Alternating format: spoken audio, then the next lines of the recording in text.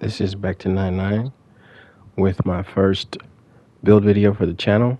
So this is, I guess in the the early tip off or the first week of the game, I kind of was mildly entertained by some of the more prominent content creators arguing about who had the best Kevin Durant build. And, it was kind of interesting because I think since, like 2K22, they kind of nerfed being tall. I think in NBA 2K22 you could be 6'11" and have a 92 three ball. But now in the 2023 and 2024, they're capping it out at like an 86 if you're tall or super tall or taller than 6'9", I guess. So in my opinion, that creates less variety um, in the build, because it's like, well, if you want a KD build, you only have two choices. And now you even have lesser choices because I guess what I want to say is small forward is the best position to be a tall guard in. Yes, sometimes you get put at the power forward, but you never have to play center. So in my view, you don't ever have to put rebounding on your dude.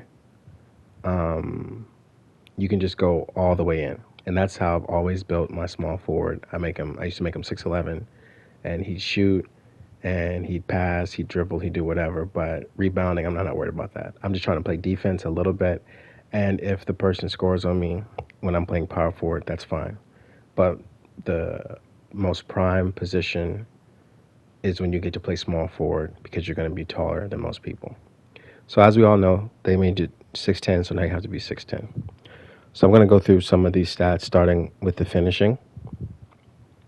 So the close shot becomes 84. That's just primarily based on the mid-range and the three-pointer or whatever. There's no method to the madness of that being a number that I selected, other than it just went up when the builder was doing its tabulations. So a 60 drive and layup, kind of low. Last year, 61 was the sort of the sweet spot for me, just so you can get like scooper, I think, on bronze or something.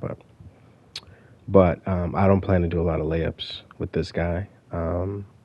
If I'm near the basket, I'm trying to dunk it, or I'm going to do a standing dunk or whatever. So then the 80 driving dunk gives you some animations. Obviously, you're 7 points shy of contact dunks. So theoretically, if you wanted to make it better, maybe you could take something off of the shooting and say that you were going to use a cap breaker or something for your shooting to get back to the numbers that I have here. And then maybe you could get it to an 83 or an 82 or something. Then you can say later on, maybe your second cap breaker, you could put it on. Then you'd have the basic level of contact dunks with your 87. But with this build, I wasn't really worried about dunking because I'm really trying to get to the paint and get under the basket and dunk. And then just how overpowered standing dunks are, you'll get great animations on your driving dunk just by being close to the rim when you go into your launch. I put the post control at 67 just because I wanted to be a couple points away from silver post fade phenom.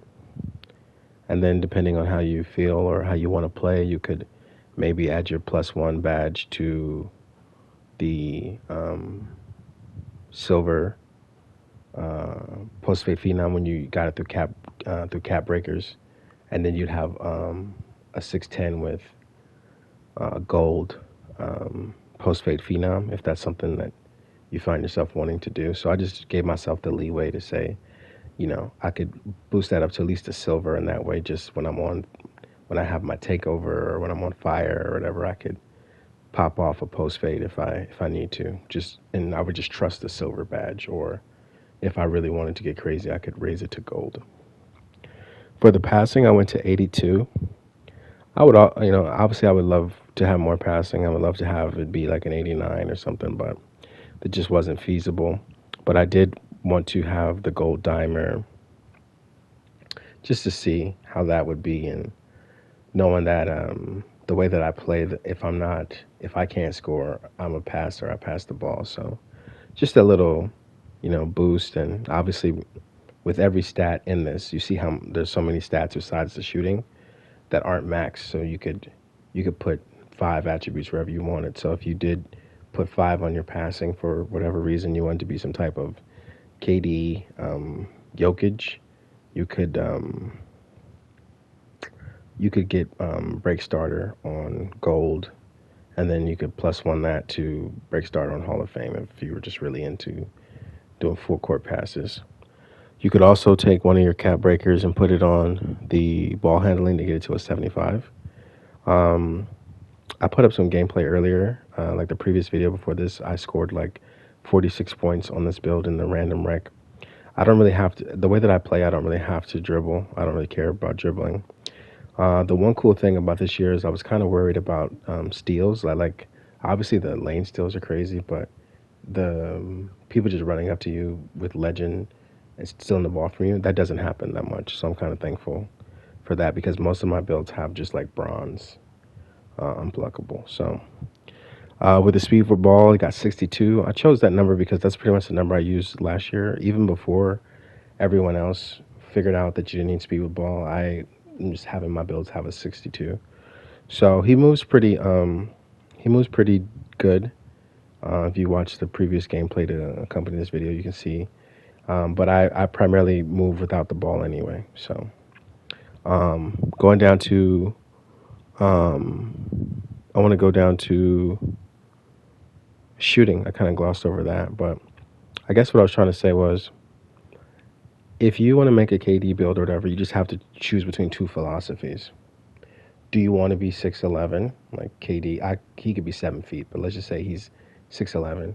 Then you have to put rebounding on your build, and you have to raise your interior, so that changes the dynamic of whatever you're doing. You can have a KD build at the power forward to be 6'11". You can make him 7 feet, but it's a little more nuanced in the terms of like you have to be a little more meticulous about what you're doing, because you do need defense, because at the power forward position you can end up playing center. So the previous years where you could be a small forward and be 6'11", that was kind of like prime time. Like I'm gonna miss those days, because it was like you could be 6'11", no rebounding, no nothing, just offense, a little bit of offense and defense and whatever else you want, shooting, however you want to classify offense. So, but they obviously made it shorter. We already spoke about that. So, with the shooting, I put it to 86. You can obviously get the 3-point to 86. You can obviously get limitless on at 83 3-pointer. But just with it's a game. The way shooting is, you want the max stats, bro. Whenever it comes to shooting, so whatever it is for that build, if you are a shooter, you have low wingspan.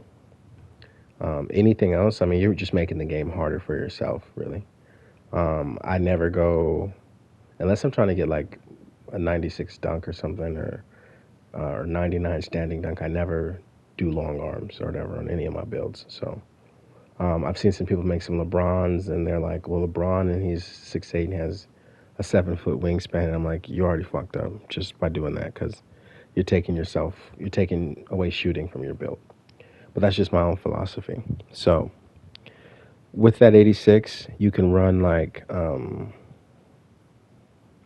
spot up shooter, and then you're 6'10", and you get a +10 if you get all the way through your takeover, which is hard to do currently in the state of the game. But I kind of like that idea, just being 6'10" with the 96. The one that I run on this build is I run 3 and D. So if you look at my stats on the screen, I think I have an 83 perimeter defense, and I think there's one tick left to be had there, so that would be 84. So if you ran 3 and D on this 6'10" build, you would have like a +7.